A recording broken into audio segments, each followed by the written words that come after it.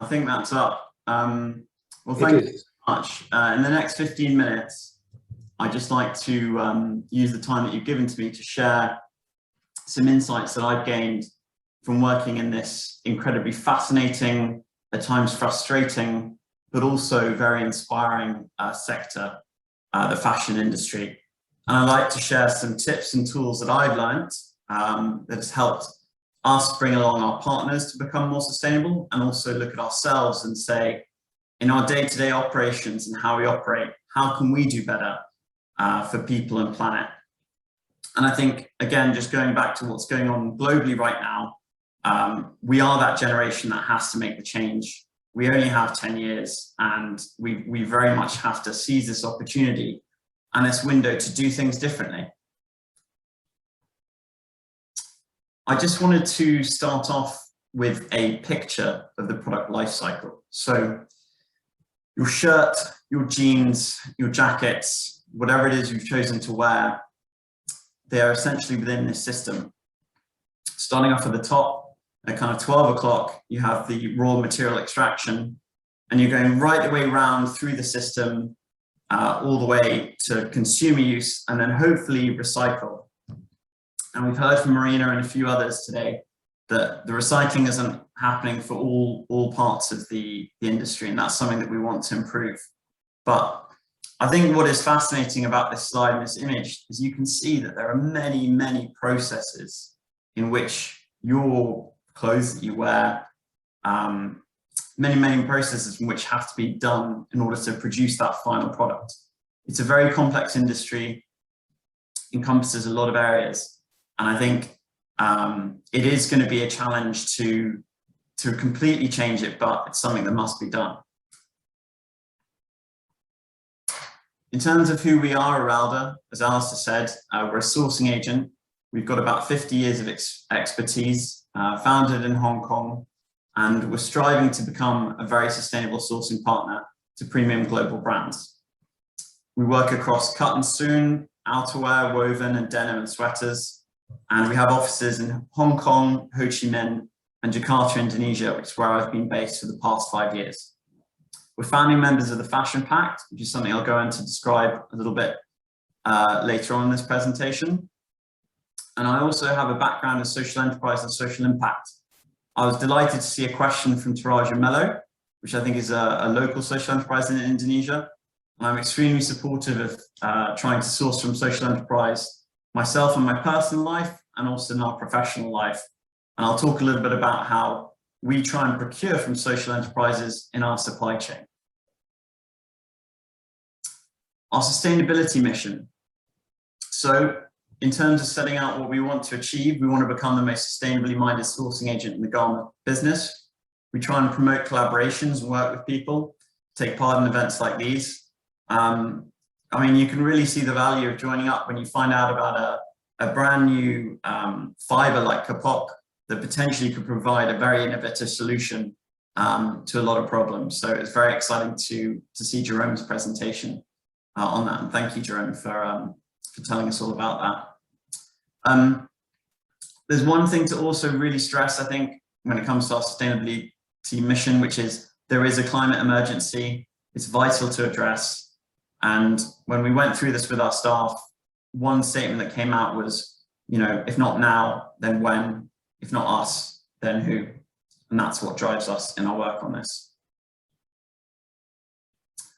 Now, this is a big, bright green slide, just to make sure that you're all paying attention and waking up. It is quite bright. And what I'd like to share here is a little toolbox that we use to keep ourselves centered with purpose and on track towards our sustainability goals. First thing being, do we have motivation and urgency? Do we recognize there's a problem? So there is a climate crisis. We acknowledge that. We need to do something about it. The second thing is that we focus on within our company is, do we have focus and measurement? Do we know what we're producing? How do we measure that? Do we have a baseline survey? How can we get better year after year? Who's measuring that? And I think a theory of change is also a very useful tool to use. If you haven't come across it, Google it. It's very, very helpful and interesting. Third thing is, are we using influence and partnerships? We work between premium brands and we also work with the factories. Are we bringing them together enough? Are we bringing together factories with other factories so they can learn best practice? Are we also working with our brands to learn from other brands in terms of how they do things? The fourth thing that's really important is action accountability. And accountability starts from the top. You know, we have green teams in each of our offices and they're run by the senior director in that office. And again, I would encourage every company to make sure that their senior team member, or at least at director level, are involved within those green teams that hopefully would meet monthly, quarterly, however works for you. But there has to be that accountability at the top level to show that progress is being made. Finally on here is certification and credibility. It's extremely important, and it's hard sometimes within such a big area to know how to make progress or how to kind of drive change. And I think looking for credible certifications is very important. In terms of what we like to use, we like to see blue sign used in our fabric mills, in our laundries. We know that they have very good systems and processes in terms of measurement to make sure that the right chemicals are used, a reduction of water is used, and they're doing the right things in the right way. Now,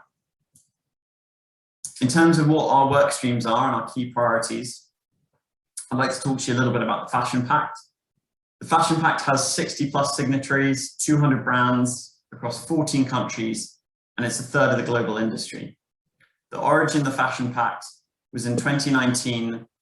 President Macron of France gave François-Henri Pinault, the chairman and chief executive of Kering, a mission to bring together the leading players in the fashion and textile industry with the aim of setting better environmental objectives for that industry.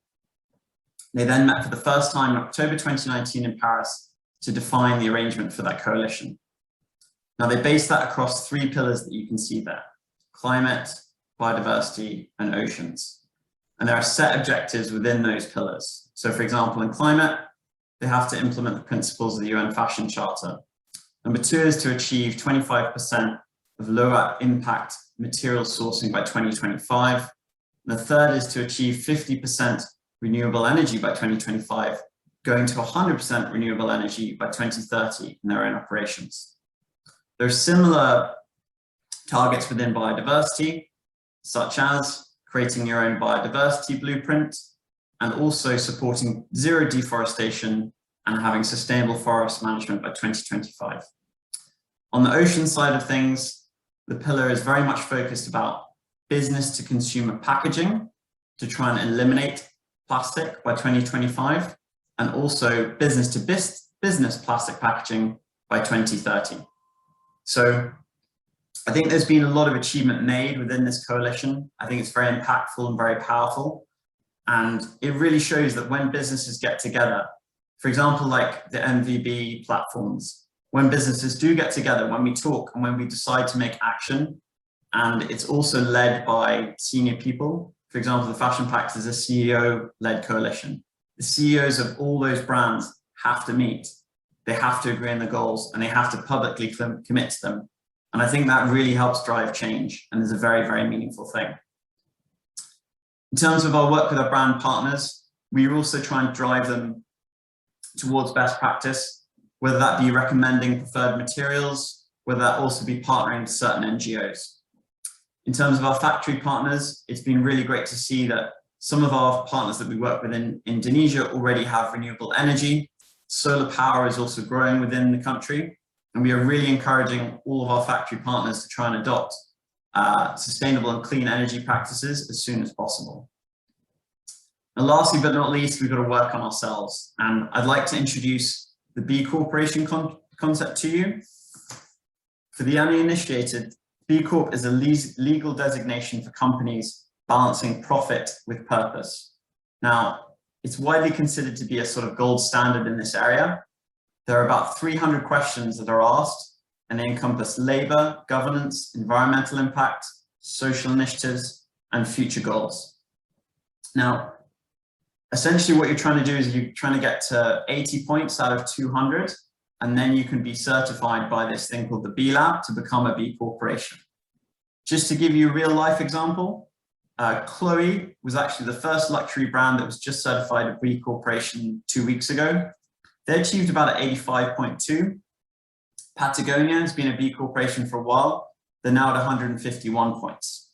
So I think what's really interesting about the B Corp movement is, although you can't say that their brands are 100% sustainable, what makes them interesting is that they're vowing to be more ambitious going forward. So rather than a final goal, the certification marks a stage where we're moving towards a purpose-driven model and reinventing how we do business. Each brand's progress is measured every few years, so the challenge is to raise your score every time. And I think it's quite a meaningful tool to use, and something we're aspiring towards and working towards ourselves. We haven't quite got there, but I'm hoping we'll get there pretty soon. Lastly, I think it's really important to talk about data. Qualitative data, quantitative data. I think it's extremely important to collect, the saying where what gets measured gets managed, I think is extremely important. And the way in which we gather evidence and use it is very, very meaningful. The fashion sector has sometimes been guilty of putting out information that hasn't quite been collected right. This is something that I thought was very, very interesting in a report published recently about cotton and how essentially there'd been false information spread unintentionally. But I think it's really important to try and get the data right when we're talking about progress. Really going into that is very important. Otherwise, we might end up tripping ourselves up or focusing on the wrong thing. So in terms of what we can do, this particular report recommended a few things. So let me just go through them. One was to try and increase data literacy in your teams. Number two is, if you're making marketing claims, use data only as it's intended to be used. Don't try and compare findings that aren't comparable.